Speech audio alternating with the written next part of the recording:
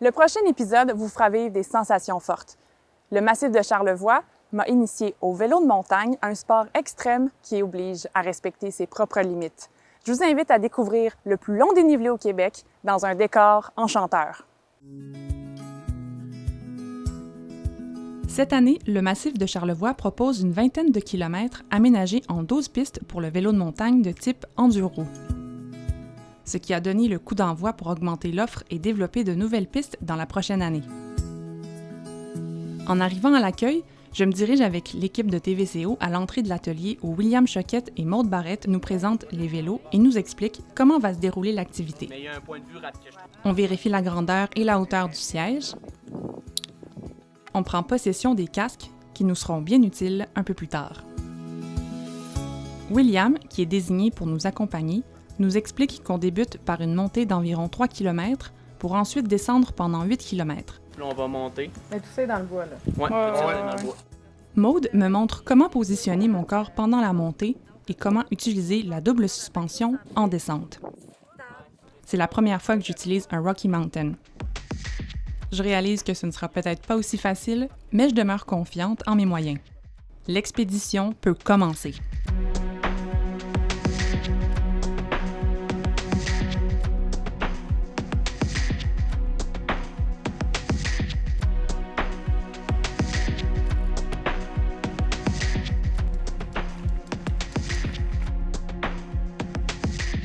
On entreprend la montée sur la piste bus jaune, classée comme difficile. Le dénivelé se fait progressivement, mais c'est quand même un moment très cardio. En reprenant mon souffle, j'en profite pour regarder le paysage.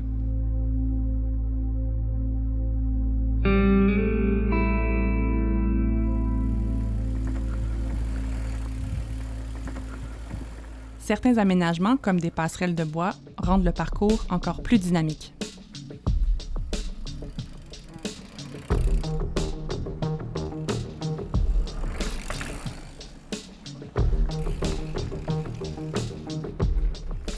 La dernière montée est plutôt soutenue, alors au bout d'un moment, je décide de faire le reste à pied.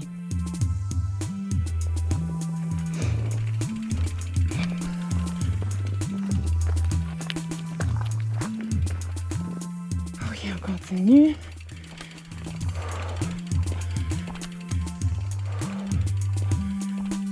J'arrive enfin au sommet, qui est à 750 mètres d'altitude. Le panorama est à couper le souffle.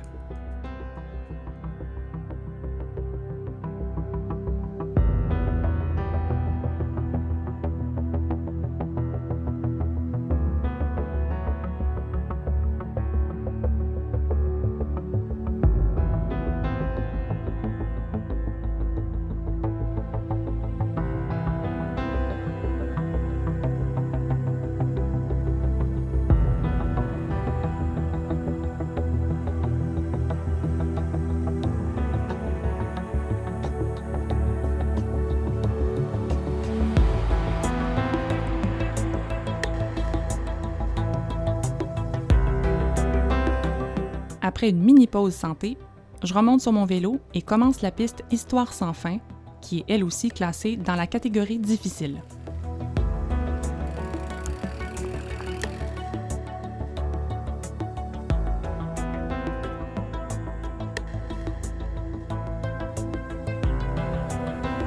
C'est le début de la longue descente.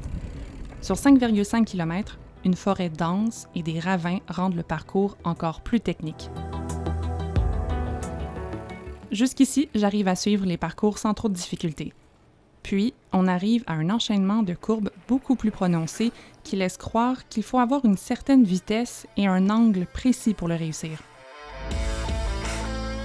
Un de mes collègues se lance et réussit sans trop de mal.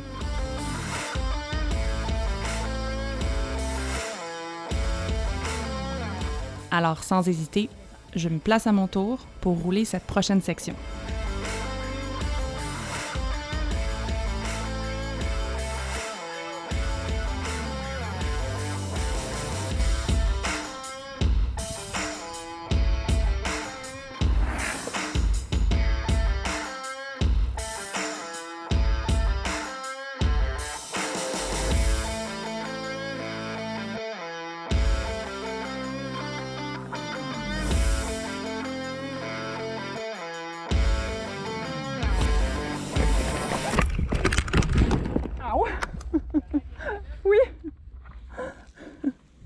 Je sais pas ce que j'ai fait, là, mais...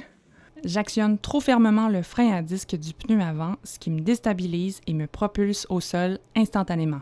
La tête est correcte? T'as pas mal Ah à la oui, tête? non, c'est vraiment mon genou, là. Ton genou qui a pris l'impact? Sa rivière. J'ai quelques éraflures, mais heureusement, rien de cassé. Je reprends mes esprits et poursuis la descente sans trop comprendre ce qui s'est passé. Ah!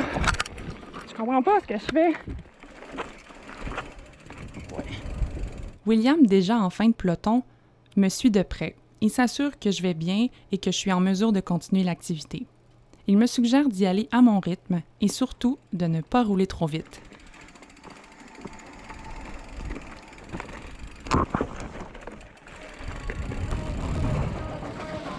Je poursuis la descente avec le reste de l'équipe. Ça se passe plutôt bien. On est en plein cœur de la forêt sur le mont Aligori et le dénivelé change souvent. Il faut être prudent.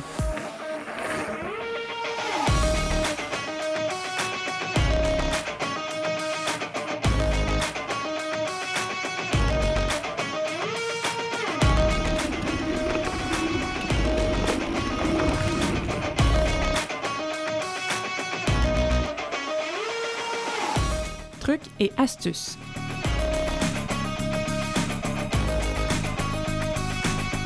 Si vous êtes comme moi et que le vélo de montagne est une nouveauté, sachez qu'une des premières choses à maîtriser rapidement, c'est l'utilisation des freins avant et arrière. Vaut mieux mettre un peu plus de pression sur la roue arrière que celle de devant. Calvaire!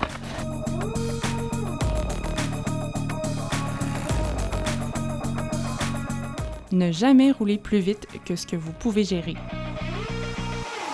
Il faut garder le contrôle de son vélo, et ce, en tout temps. Sinon, on peut sérieusement se blesser.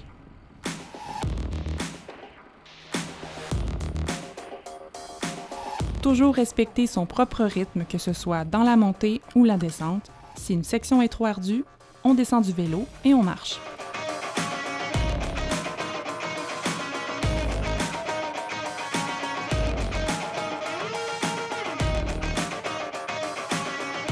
On arrive finalement à l'embouchure de la dernière piste classée facile pour une descente de 2,5 km au cœur d'une nature sauvage propice aux rencontres fortuites.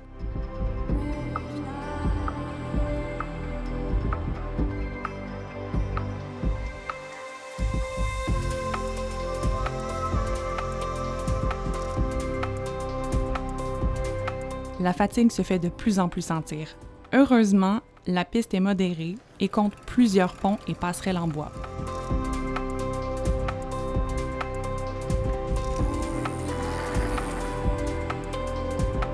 Puis arrive le dernier tournant avec la dernière descente qui se termine près du télésiège Grande Pointe. C'est un immense soulagement et un moment de grande émotion.